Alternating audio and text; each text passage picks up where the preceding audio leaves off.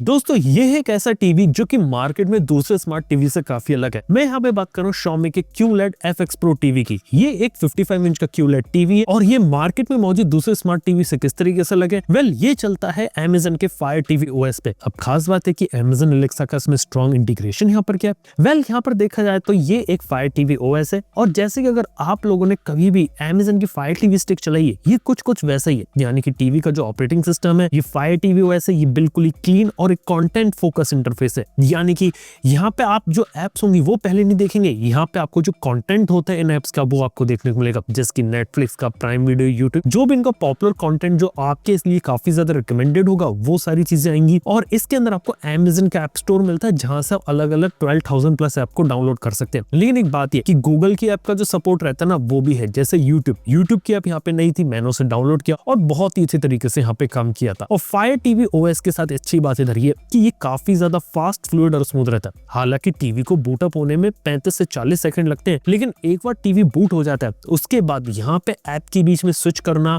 Browse करना वो काफी अच्छा। रिमोट के साथ जब आप करेंगे तो आपको कोई माइनर लैग देखने को नहीं मिलेगा और बहुत ही स्मूथ एक्सपीरियंस आपको देखने को मिलेगा। जो आमतौर पे जो दूसरे टीवीज आते हैं ना उसमें थोड़ा सा जो डिले आता है ना वो यहाँ पे बिल्कुल भी देखने को नहीं मिलेगा और ये यहाँ पे एक अच्छी बात है। इसके साथ ही कि जो भी एप्स आपको देखने को मिलेंगी टोटली अप टू डेट देखने को मिलेंगी और ये जो एप्लीकेशन का इकोसिस्टम इसे Amazon खुद हैंडल करता है और उसका फायर टीवी स्टिक जो रहती है ऑलरेडी मार्केट में पॉपुलर है और वही इन्होंने यहाँ पे इंटीग्रेट करा। इसके साथ ही बात करें तो Amazon Alexa के सपोर्ट के साथ आता है, लेकिन जो Alexa का जो सपोर्ट रहता है ये आपका रिमोट के थ्रू रहता है। इसमें कोई भी फार फील्ड वॉइस और माइक देखने को नहीं मिलता। यानी कि आप इसके अंदर बटन दबा के Alexa को शुरू कर सकते हैं और Alexa के रिलेटेड फीचर्स को एंजॉय कर सकते हैं। जैसे कि अगर आपको वेदर पूछना है वो देख सकते हैं, यहाँ पे आपको ऐप ओपन करनी है या फिर अपने स्मार्ट डिवाइसेस को क्यों ना कंट्रोल करना हो। और ये इंग्लिश, हिंदी और इवन इंग्लिश को भी सपोर्ट करता है। और एक अच्छी बात लगी कि यहाँ पे आपको यूनिवर्सल सर्च देखने को मिलता है कि यहाँ पे अगर आप किसी भी ऐप में तो Alexa का यूज करके उस ऐप में सर्च कर सकते हैं या फिर सीधे बोल सकते हैं कि प्ले म्यूजिक ऑन यूट्यूब, तो यूट्यूब ओपन करके सीधे गाने चला देगा। ये चीजों का इंटीग्रेशन मेरे को अच्छा लगा। यानी कि Alexa का अगर आपके पास इकोसिस्टम है तो सारे डिवाइसेस को आप यहाँ पे कनेक्ट कर सकते हैं, उनको कंट्रोल कर सकते हैं। यहाँ तक कि पिक्चर इन पिक्चर मोड भी देखने को मिलता है,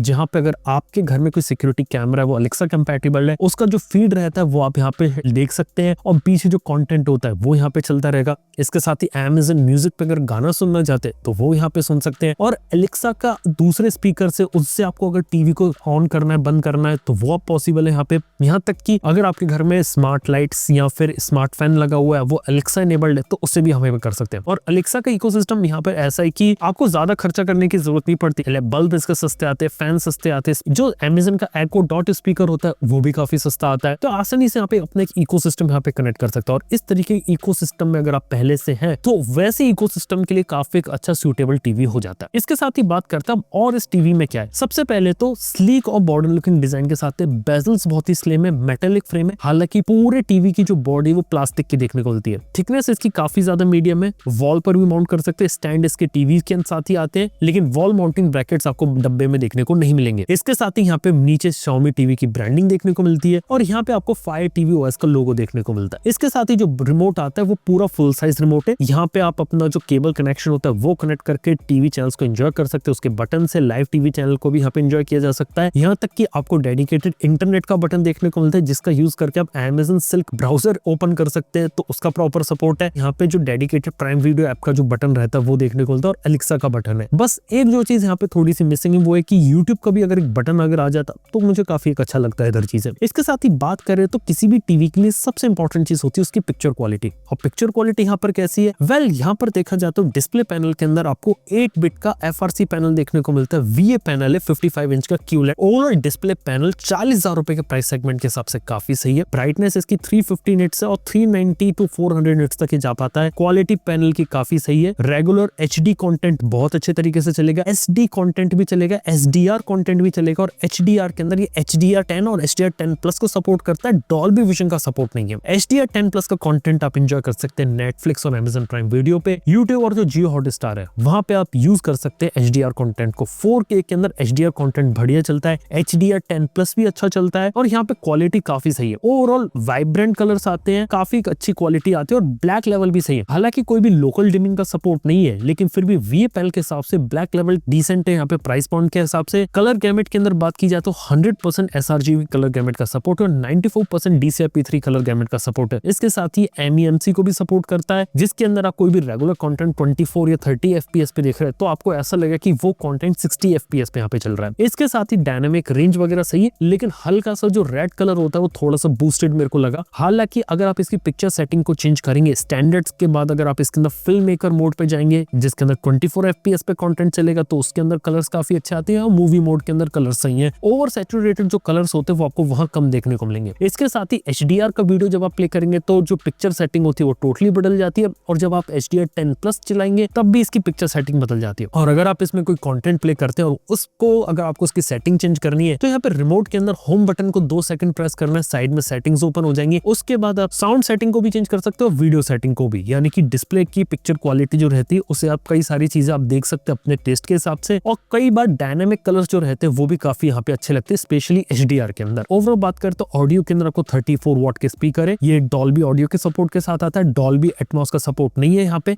लेकिन यहाँ पे HDMI EARC का सपोर्ट है। तो अगर आपके पास कोई होम थिएटर सिस्टम है साउंड बार जो एटमॉस को सपोर्ट करता है तो पास थ्रू करके आप वहाँ पे एटमॉस का भी ऑडियो का एंजॉय कर सकते हैं, लेकिन टीवी स्पीकर सबसे स्टीरियो स्पीकर का जो ऑडियो रहता है वही यहाँ पे एक्सपेक्ट कर सकते हैं। इसके साथ ही यहाँ पे DTS वर्चुअल X है, तो वहाँ पे सराउंड साउंड की जो इक्वलाइजर सेटिंग है वो थोड़ी बहुत यहाँ पे चेंज होती है। और वो भी एक कंटेंट को जब भी आप चेंज करना है तो होम बटन लॉन्ग प्रेस करके आप इसकी पिक्चर सेटिंग और साउंड सेटिंग को यहाँ पे चेंज कर सकते हैं। इसके बाद बात करी जाए तो ओवरऑल ये टीवी जो है ना ये काफी इंटरेस्टिंग है। फायर टीवी OS मुझे काफी फास्ट और स्मूथ लगा, और यहाँ पर देखा तो फायर टीवी स्टिक के जो फीचर्स रहते हैं वो आ गए, और जो एलेक्सा इनेबल्ड रिमोट है वो काफी अच्छा है। हालांकि कोई भी फार फील्ड जो माइक रहता है ना वो यहाँ पे आपको देखने को नहीं मिलता है। यहाँ पे बात करें तो 3 HDMI के पोर्ट है पीछे, एक HDMI EARC का पोर्ट है, 2 USB पोर्ट है, ऑप्टिकल पोर्ट है, ब्लूटूथ 5.0 के सपोर्ट के साथ आता है, HDR10 कोई डॉल्बी विजन का सपोर्ट यहाँ पर आपको देखने को नहीं मिलता है। अगर इसके अंदर बात करें 120 हर्ट्ज के सपोर्ट की तो हाँ ये 120 हर्ट्ज के सिग्नल को सपोर्ट करेगा DLG टेक्नोलॉजी के थ्रू, जिसके अंदर अगर आप कोई गेम वगैरह खेल रहे हैं तो आपको ऐसा लगेगा कि 120 हर्ट्ज पे चल रहा है। लेकिन जो डिस्प्ले का रिफ्रेश रेट है, पैनल है,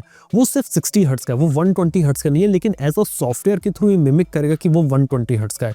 तो हाँ अगर PlayStation 5 अगर आप कनेक्ट करके गेम खेलना चाहें तो वो चीज यहाँ पे पॉसिबल हो सकती है। ओवरऑल बात की जाए तो एक अच्छा एक्सपीरियंस है, यानी कि अगर आपका स्मॉल या मीडियम साइज रूम है उसके लिए टीवी सफिशिएंट हो सकता है, ऑडियो क्वालिटी भी सफिशिएंट है स्मॉल और मीडियम साइज रूम के लिए। बड़ा कमरा होता है तो वहां पे आपको एडिशनल होम थिएटर सिस्टम या साउंड सिस्टम कनेक्ट करना पड़ सकता है। इसके साथ ही इसका जो डिस्प्ले लाना मेरे को वाइब्रेंट और QLED पैनल काफी सही लगा। ग्लोबल डिमिंग है, लोकल डिमिंग नहीं है, तो कई जगह ब्लैक लेवल उतने अच्छे नहीं है, लेकिन रेगुलर तौर पे जो ब्लैक लेवल्स और जो कलर का रिप्रोडक्शन है वो सही है, थोड़ा सा सैचुरेटेड साइड में जाता है। अगली चीज व्यू एंगल साइड पे देखने पे हल्के से थोड़े शिफ्ट हो जाते हैं, तो वो एक चीज है। इसके अलावा फायर टीवी मुझे पसंद आया, बूट होने में टाइम लेता है लेकिन उसके बाद परफॉर्मेंस इसकी काफी अच्छी है compare to other smart TV. Alexa का रिमोट काफी अच्छा है, हिंदी इंग्लिश के साथ साथ इंग्लिश लैंग्वेज का भी सपोर्ट है। कमी अगर मैं बताना चाहूँ तो हाँ डॉल्बी विजन का अगर सपोर्ट अगर इसके अंदर आता तो ये काफी सॉलिड टीवी यहाँ पर हो सकता था। और इस टीवी का जो साइज है 43 इंच और 55 इंच में मिलता है, और अंडर 40,000 में एक डिसेंट ऑप्शन हो जाता है यहाँ पे। इसके साथ ही यहाँ पे देखा तो एप्पल के एयर प्ले का भी सपोर्ट है और मीरा कास्ट का भी सपोर्ट है। एंड्रॉइड फोन को अगर आपको स्क्रीन पे मिरर करना है तो वो चीज यहाँ पे पॉसिबल है। इसके साथ ही फाइनली देखा जाए तो इस टीवी को मैंने 55 इंच वाले मॉडल सही किया, काफी सही था। हालांकि 43 इंच वाला मॉडल भी आता अराउंड 27,999 में, तो वो अगर आपको देखना है तो वो भी देख सकते हैं। लेकिन हाँ ओवरऑल काफी इंटरेस्टिंग पैकेज और इंटरेस्टिंग टीवी यहाँ पे आपको देखने को। बाकी आप लोग नीचे कमेंट में क्यों नहीं बताते कि आप लोग को टीवी कैसा लगा। थैंक यू, बने रहने के लिए। मैं आप सुनता हूँ अगले वीडियो के अंदर।